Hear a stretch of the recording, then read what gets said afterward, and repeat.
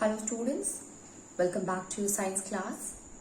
So student, in the previous class we had completed the chapter and that is structure of atom.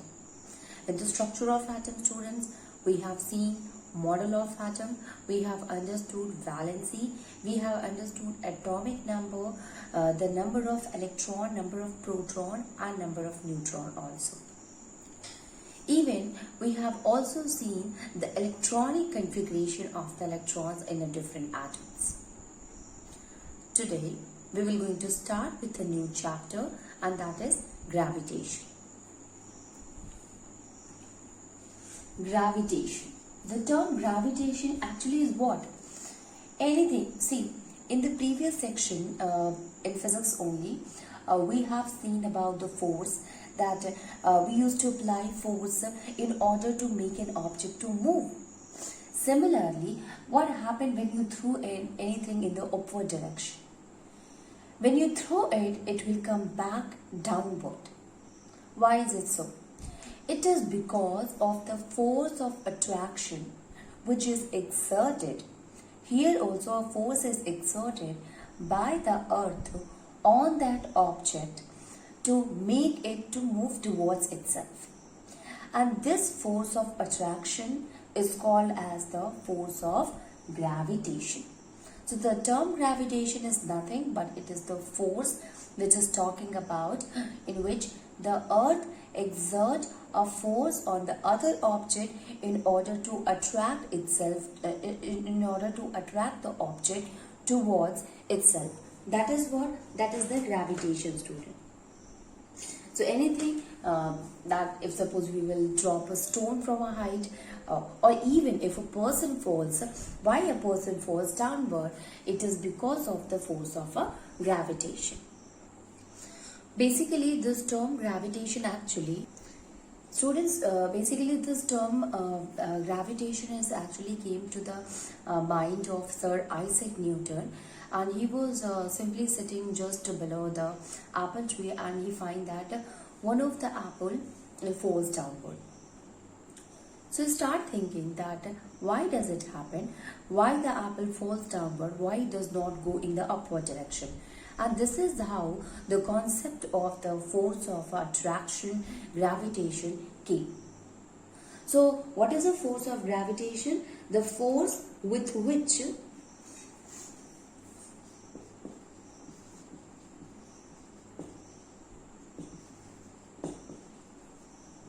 the earth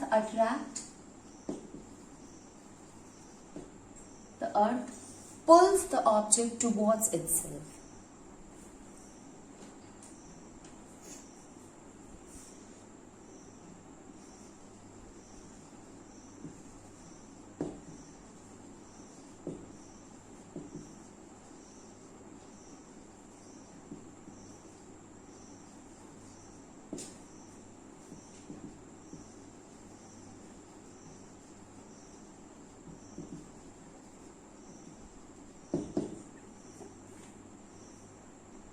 So here, the force with which the earth attracts the object towards itself is called as the gravitation.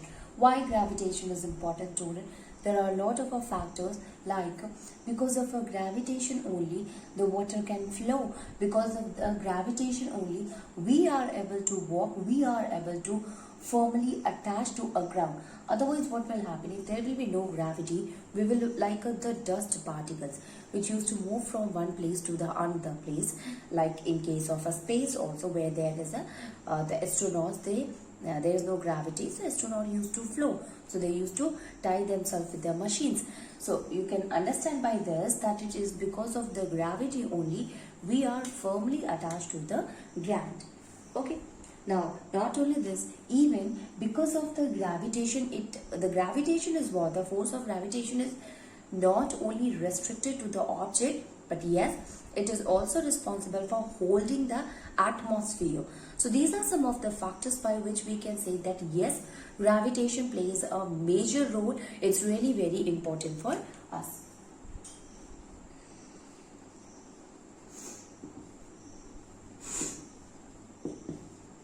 It holds the atmosphere. Then the second one, because of that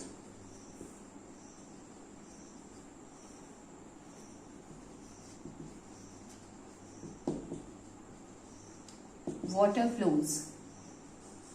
Because of that only water flows.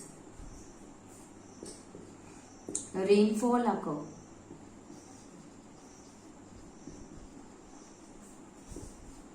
Rainfall occurs.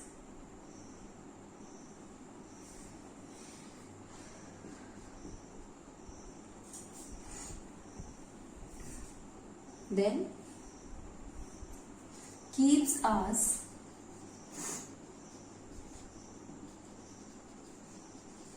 firmly attached with the ground. Keeps us firmly attached with the ground. So these are some of the importance of the gravitation. Why gravity is important? Why gravitation is important to us? Now let us see here that suppose this is a cap, and when I throw it in the downward direction, what happened? It falls downward. What happened here? Here, when we throw this object in the downward direction, then what happened? The force of gravitation acts on it. It means the earth start pulling the object towards itself. But here, one more thing is there. That is, this object, this marker cap, this is also exert a force on that of the earth towards itself. It is not only the earth which exerts force towards itself, but the object which is falling towards the earth also exert a force on it. But yes, your question will be, okay, suppose we throw a heavy stone only, okay, a heavy stone, and it falls downward. It means the earth is attracting the stone towards itself. It is pulling the object towards itself.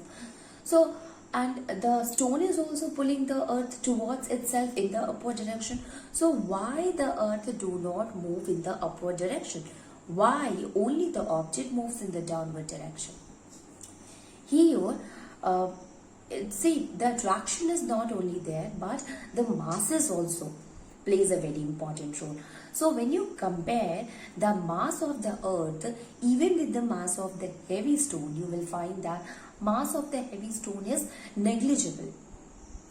And it is because of that only we cannot find that earth is moving towards the stone, even though the stone is also exerting an equal amount of a force. Taking a very simple simple example, student, if we had kept two cartons, and the cartons are kept far away from each other, or just apart from each other, at a distance apart, then so the two different masses make one of the object not to move in the upward direction. Here, any of the object which is falling towards the earth, that will also exert force on the earth, but because of the mass only, we can say that the earth is not moving in the upward direction. And this is applicable everywhere, student. Two objects kept at a distance apart from each other, they also exert a force along with each other. They also exert a force of attraction between each other. But yes, because of the masses are so small that force of attraction is almost negligible, and that is why we do not find that the two objects which is kept far apart from each other attract each other, or attract each other means to start moving towards each other. That kind of effect we can only see that when the object is falling towards that of the earth. It can be anything. It is because earth is what? It is a very huge object, so its mass is applicable. Its mass shows the effect. Okay, so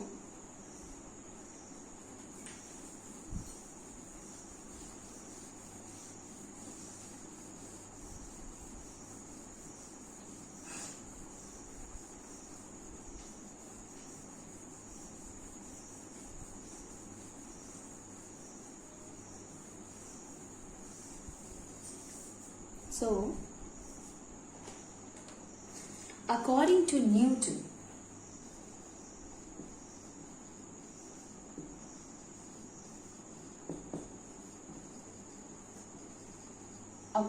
Newton, every object in this universe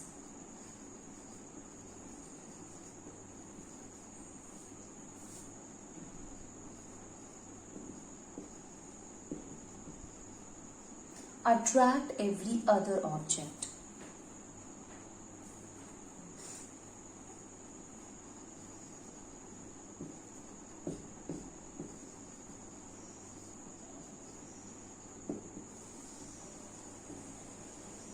Attracts every other object with a certain force, and the force exerting between the two objects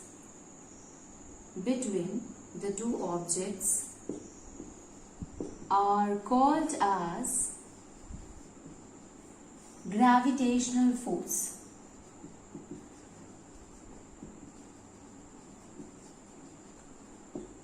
Okay, so every object, they are having some the force of attraction between them, and the force which is exerting between the object, that is called as the gravitational force here. Here, if the masses are very small, if masses of the objects are very small,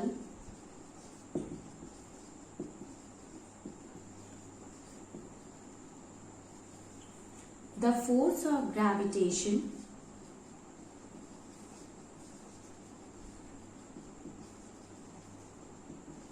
will also be small.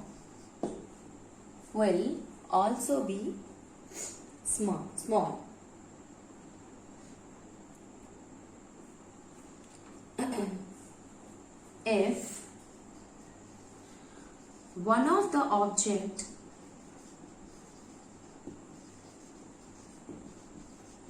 is very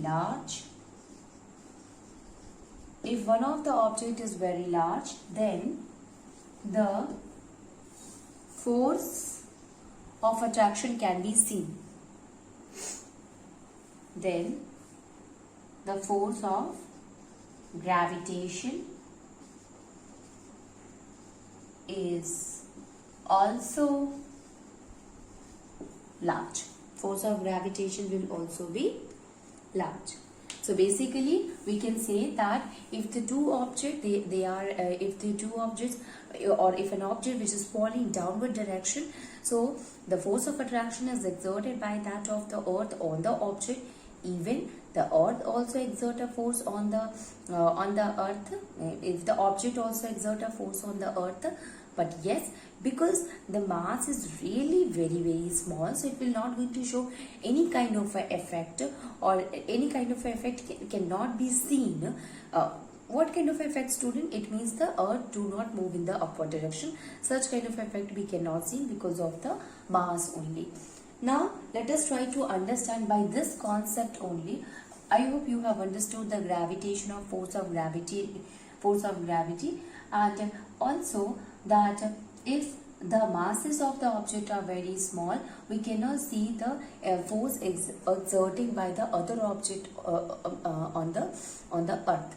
Now you see here, with the help of this only, there is a law is given about gravitation, which is called as universal law of gravitation.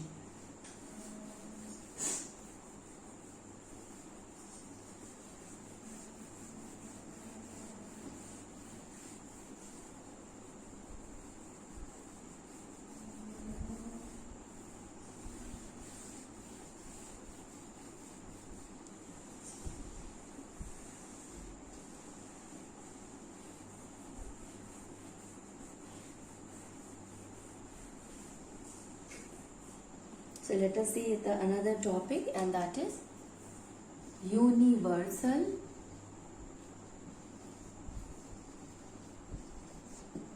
law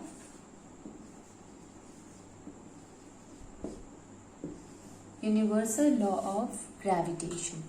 What is universal law of gravitation? See, everybody in this universe, it shows the force of attraction. There is always a force of attraction exerted between them, and this force is directly proportional to the product of their masses and inversely proportional to the square of distance between them. This is the universal law of gravitation. So, suppose two objects is there. Let me write what is universal law of gravitation. According to universal law of gravitation, according to universal law of gravitation, every body in the universe, every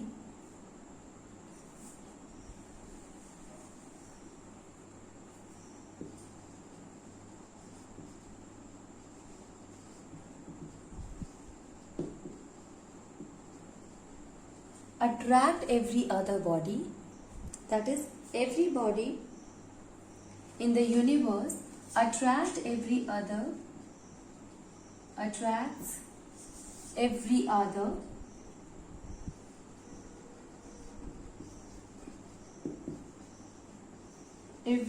body with the force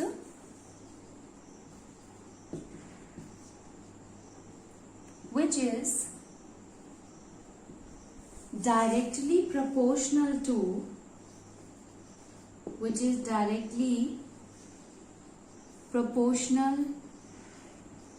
to the product of their masses and inversely proportional to the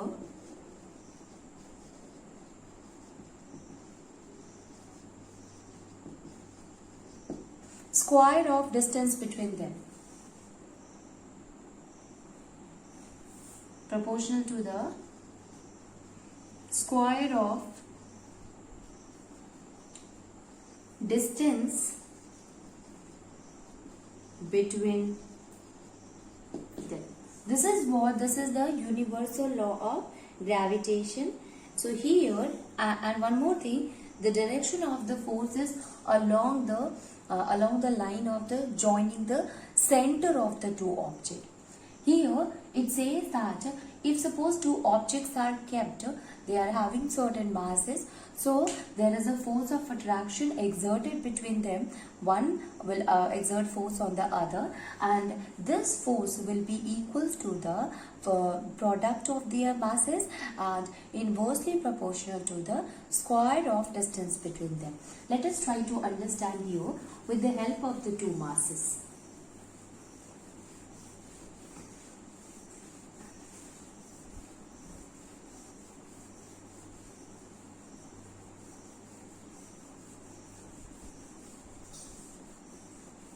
So suppose there are two objects I kept, student. One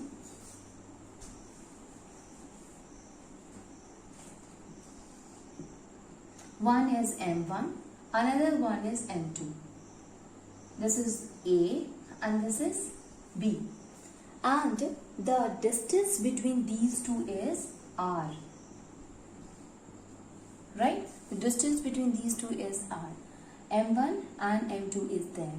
Now, the force of attraction, we say that according to universal law of gravitation, the body A, object A, exert a force on object B, and object B also exert a force of attraction or force at object A. It means both of them are exerting force on each other, and this force, this F, it will be directly proportional to the product of their masses. What are the masses here? This is m1 and m2.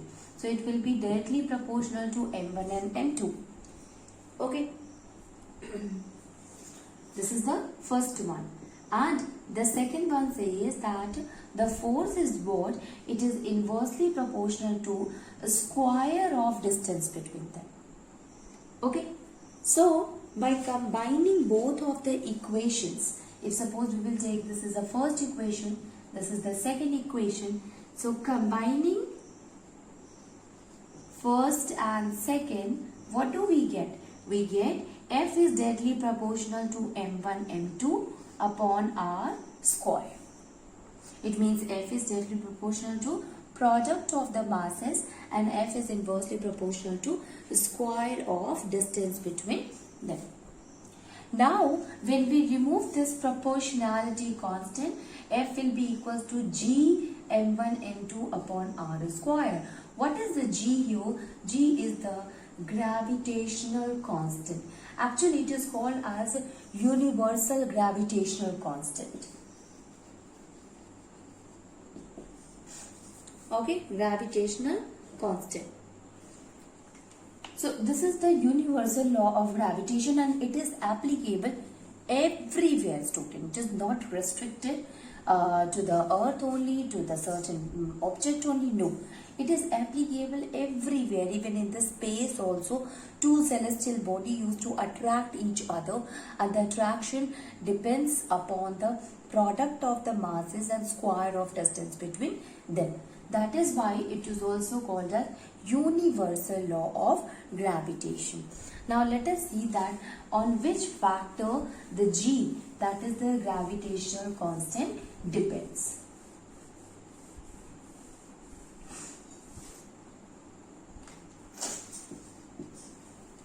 So G is what?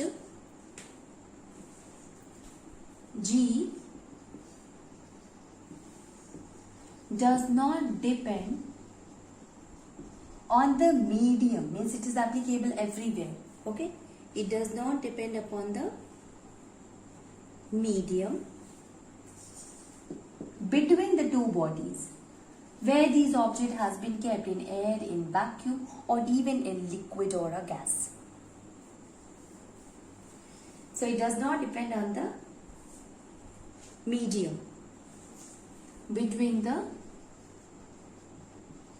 two objects.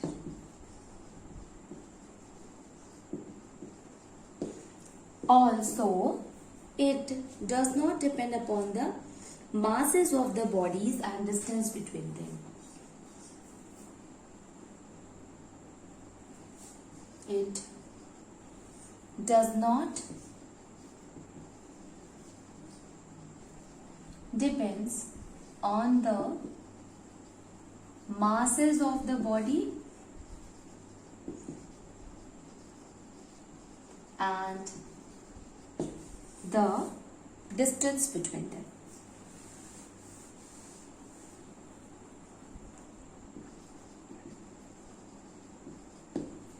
Distance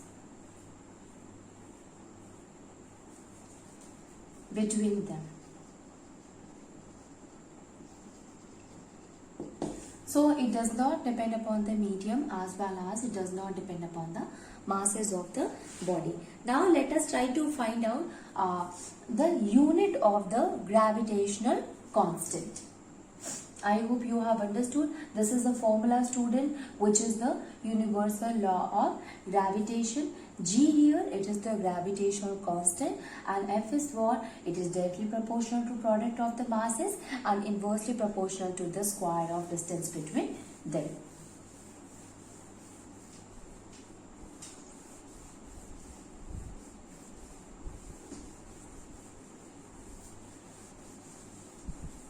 So, according to law of gravitation, F is equals to G m1 m2 upon r square, right? But we have to find the unit of gravitational constant. Unit of gravitational constant.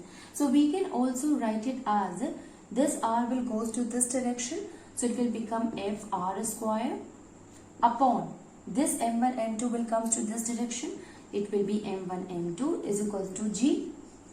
In an easy way we can write here g is equals to f r square upon m1 m2, right? Now simply putting all the SI unit of the different values. So here G will be equals to, what is the force here students? It is, what is the SI unit of force? That is Newton. We represent it by capital N. What about the distance? We know that distance is measured in meter. So it will be meter square because r square is there.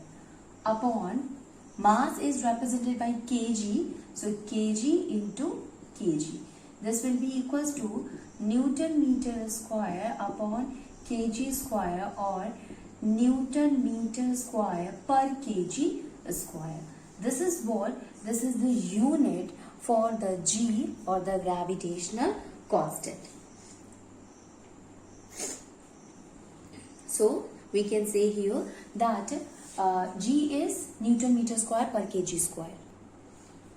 Okay, so this is about the G, students. Now numerically, by doing some careful experiment, by keeping the two different objects having different masses, we had find the value of the universal constant, that is capital G, and this is equals to 6.67 into 10 the power